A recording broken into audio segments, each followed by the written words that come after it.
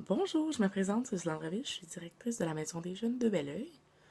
Je vais présenter un peu mon milieu d'emploi.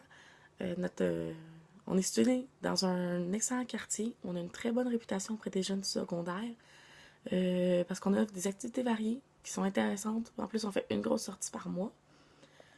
J'engage seulement les meilleurs animateurs euh, pour qu'ils fassent partie de notre équipe, vu que je veux m'assurer qui soit un excellent exemple pour tous nos jeunes, vu qu'ils sont un peu comme des modèles.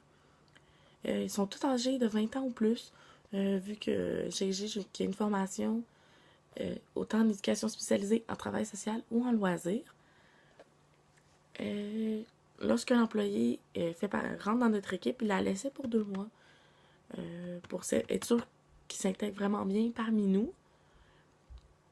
Vu qu'on a une très bonne réputation à la Maison des Jeunes, j'essaie toujours de motiver mes employés de peu importe le moins possible, que ça va du merci à la fin d'une très grosse intervention, du cadeau de mois, un petit cadeau par mois, un souper de Noël, donc une petite attention qui fait en sorte que je leur annonce vraiment que je les apprécie beaucoup.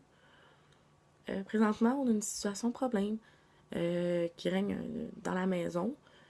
Depuis quelques semaines, il y a un conflit entre deux employés. Donc, Mélissa, qui est parmi nous depuis 9 ans et demi, elle occupe le titre de coordonnatrice. Et de l'autre côté, j'ai Sylvie. C'est une nouvelle employée à temps plein. Les deux femmes sont en conflit d'intérêts et ils s'entendent sur aucun point de vue. Je sais vraiment pas quoi faire parce que d'un côté, j'ai Mélissa qui m'offre des loyaux services depuis toutes ces années. Puis de l'autre côté, j'ai Sylvie. Je peux pas la remercier, mais je veux pas aussi parce que j'ai vraiment besoin d'elle comme employée à temps plein.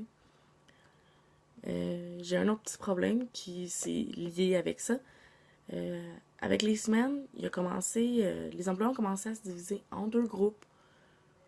Euh, Puis j'ai eu quelques plaintes disant que Sylvie, lorsque je suis pas là, elle change drastiquement de comportement, qu'elle agit au petit boss, qu'elle se met vraiment à diriger tout le monde, même si on a déjà un chef d'équipe qui est là. Certaines personnes l'auraient entendu, c'est des oui-dire, qu'elle racontait sa vie en nos jeunes, puis que c'était de manière déplacée. Euh, je sais pas quoi faire. Euh, Moi, que j'observe Sylvie, moi, j'ai rien à lui reprocher. Elle rentre vraiment dans les cordes d'un animateur intervenant. Je l'ai rencontrée une fois pour lui parler des remarques qu'on avait eues à son égard. Puis elle m'a dit qu'elle aimait vraiment beaucoup son travail. C'est des employés qu'elle aimait moins. Puis selon elle, ils étaient en complot.